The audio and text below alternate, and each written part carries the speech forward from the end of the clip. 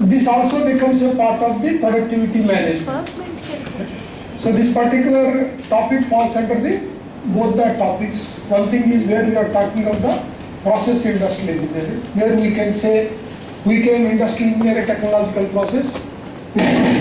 We want to extend and say we can do it for a business process and we can do it for a management process, right? So today we are looking at the management process industrial engineering.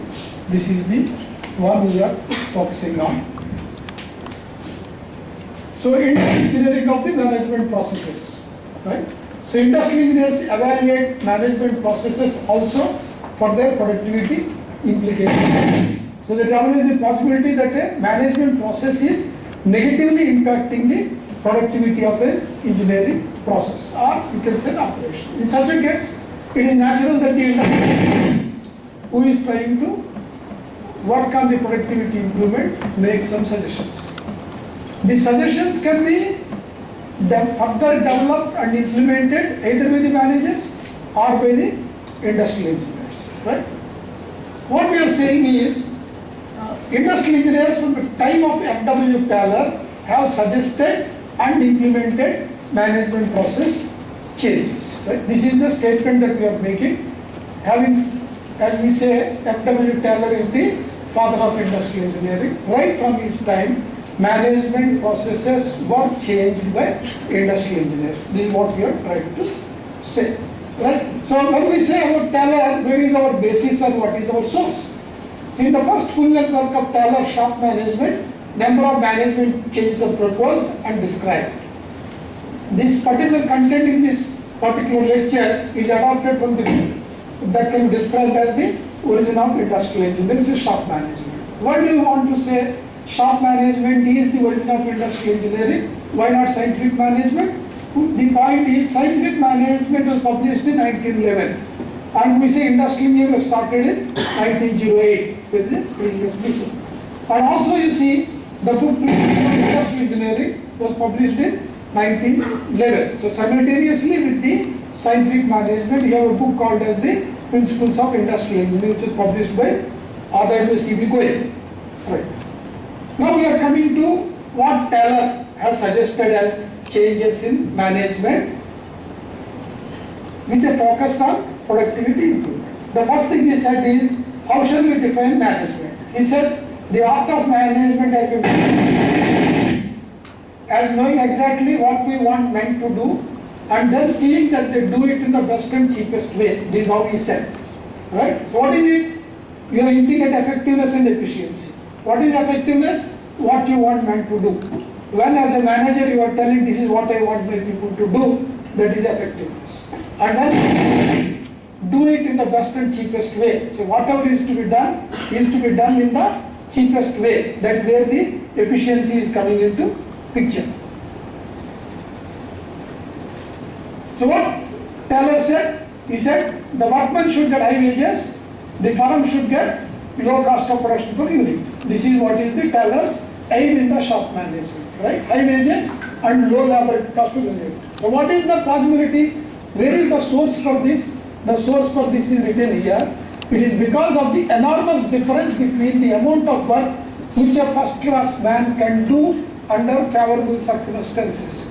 Properly designed work task, right? So when you create favorable circumstances by managers who focus on the new way of managing production shops, which is the productivity management that is proposed by Taylor, you are going to get a high production at a low cost per unit, right? What are the comparison? Work is being actually done by average man in poorly managed production shops. The managers at that point of time did not have the productivity focus. So the shops at that time were not being managed with the focus on productivity. That's where Taylor entered the picture and he created his work of the shop management, which is basically productivity management of the shops. So what is coming in this? The task management. So what does the Taylor say? Time study. Time study will reveal the fastest way to do various elements of a production task, and also it reveals the potential for doing work at maximum possible speed for the full working day. That is important. What you are trying to see is, operator has to work for 8 hours. What is the maximum speed that he can apply? It is not for 10 minutes maximum speed. It is a speed with which you can work for 8 hours per day without the negative effects of fatigue setting in. With this information foundation, management of the production task was done by Taylor. And then Taylor says, when he did this, workmen of all classes agreed and devoted all their energies to turning out the maximum possible, but when provided they were sure of the suitable permanent reward. Right? What is Taylor telling? The earlier management is always trying to pay the same rate of $1 per day, but trying to extract more and more work from the work. Right? No. Here what you are trying to say, yes, we are trying to define what is the work that a workman can do comfortably in a day.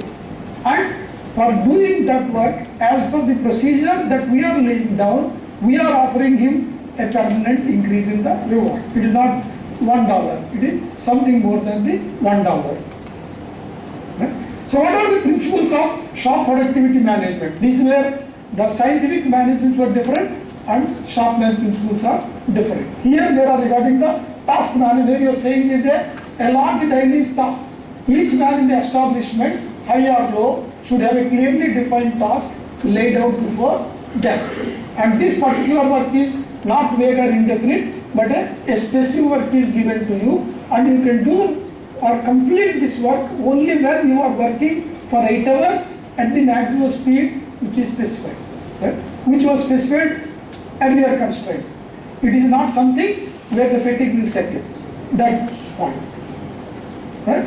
Then standard conditions. Right? When you are expecting a standard output or a specified output, there have to be specified working conditions. You have to create those specified working conditions. Next, high pay for success. Right? You should be sure of large pay when he accomplishes the task as per the productive task definition that you have given. Loss in case of failure. That is, you are getting $1 normal. If you do well, I will give 1.3. I put even a penalty clause which says, if you are not completing, I will give only 0.9 or 0.8 sort of a thing. So he tries to think of a penalty clause. Then additional point is given, when you reach an advanced state of implementation, you can put a fifth element which says that only first class people can complete. In the sense what this hint set is, that you can try to employ only first class people. Where the other people will go, the other establishments. So, next point is modifications to the shop management organization. The organization of the shop needs to be modified to implement the new shop management. This is where we are entering into the subject of the organization. We know functions of management are what? Planning, organizing. Right? Then you are telling resourcing, directing and controlling. So in the case of organization, what Taylor is saying, a special planning department is required. And then he says, at first view, planning department may mean large amount of additional work and expenses, and immediately the management will question, is it worth creating a planning department? Right? So then what he is telling, please understand, planning is being done already in the shop. It is not that planning is not being done in the shop. But what is the problem? Establishing a planning department merely concentrates the planning and other brain work in a few men, especially trained for that particular task. Whereas earlier what is happening, your operators are doing or the foremen are doing, which are both are trained in the running the machines and not in the planning. So here he tries to say that put a division of labor concept, create the planning people who are specially trained in the planning methods. Then the functional foremanship or the functional organization. Taylor says almost all shops are under officer. The foreman has too many duties to fulfill. He is doing a lot of work and the result is lack of effectiveness and efficiency at the level of the foreman. The managerial work is not being done effectively and efficiently. This is the Taylor's idea. Hence he says functional foremanship is required to improve the shop performance, which is effectiveness and efficiency.